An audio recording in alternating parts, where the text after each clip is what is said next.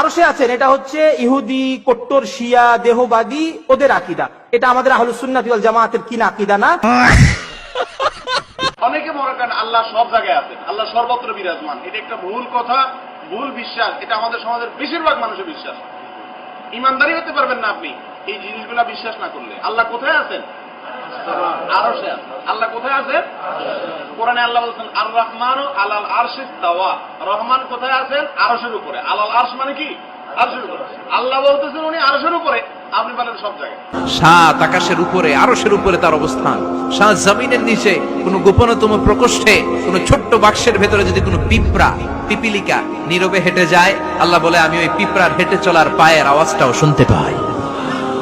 আল্লাহ সর্বত্র বিরাজমান, এ আকীদা কেমন? যদি কেউ মনে করে আল্লাহ সর্বত্র বিরাজমান, সে হচ্ছে কাফের, কাফের, কাফের, সে মুশরিক। কেন? শোনেন, আল্লাহ তাআলা তার আরশের উপর রয়েছেন, তার জ্ঞান, তার দেখা সব জায়গায় রয়েছেন। আল্লাহ তাআলা এরা দলিল দেয়, যারা পথভ্রষ্ট এরা দলিল দেয় কোরআন আয়াত দিয়ে। কি ধরেন? ওয়া হুয়া মাআকুম আইনামা কুনতুম, তোমরা যেখানে থাকো আল্লাহ তোমাদের সাথে আছেন। দলিল দিচ্ছে না? অর্ধেক দলিল দিচ্ছে। এরপরে পড়েন ওয়াল্লাহু বিমা তা'মালুনা বাসীর, কারণ আল্লাহ যা তোমরা করছো সব দেখছেন। খেয়াল করছেন জিনিসটা? কারণ বর্ণনা করে, দেখাটা বর্ণনা করে দিয়েছেন।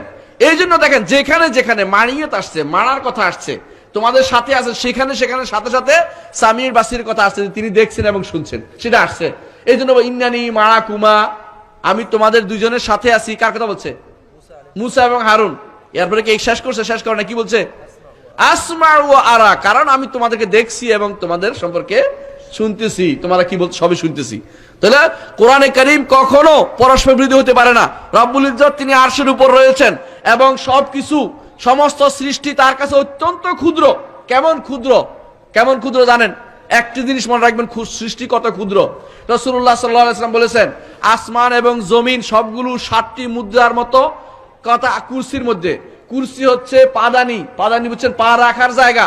আরশের সামনে ছোট্ট একটা ফেলে রাখা ভূমি, এটার ভিতরে 7টি মুদ্রা। শেষ আসমান জমিন যত সৃষ্টি আছে 7টি মুদ্রার মতো, সেগুলির ভিতরে আমরা কত ক্ষুদ্র চিন্তা করেন। আর আমরা মনে করি যে আমার সাথে আল্লাহ। এটা কি বুঝাতে চাচ্ছেন আপনি? আপনি কি আল্লাহকে এতই ক্ষুদ্র মনে করেন? মা কাদারুল্লাহ হাক্কা কাদরিহি ওয়াল আরদু জামিআন কবদাতুহু ইয়াউমাল কিয়ামা, আল্লাহকে তারা সঠিক পরিমাণ করতে জানেনি। সুবহানা রাব্বিয়াল আযীম যখন আপনি বলেন, মহান আল্লাহ তিনি কতই না পবিত্র। আজিম অর্থ কাকে বলে জানেন? আজিম বড়কে বলে। আপনি এটা ছোট মনে করতেছেন কেন? আপনার গায়ের সাথে লেগে আছে মনে করছেন কেন? স্রষ্টা তিনি অনেক বড়, অনেক বড়, অনেক বড়। আজিম, আযম, তিনি অনেক বড়। আল্লাহ তাআলা নিজে আজিম বলতেছে, ফাসাব্বিহ বিসমি রাব্বিকাল আযীম। আল্লাহ বলছে তিনি মহান, আজিম, তিনি আলা বলছেন, তিনি সবকিছুর উপরে। আর আপনি আপনার কাছে নিয়ে আসছেন। এটা তো এটা হ্যাঁ, আল্লাহ তাআলা তিনি আমাদের সাথে আছেন। এটা কোনো অপব্যাখ্যা নয়, এটাকে বলা হয় কারিনা লফজিয়া।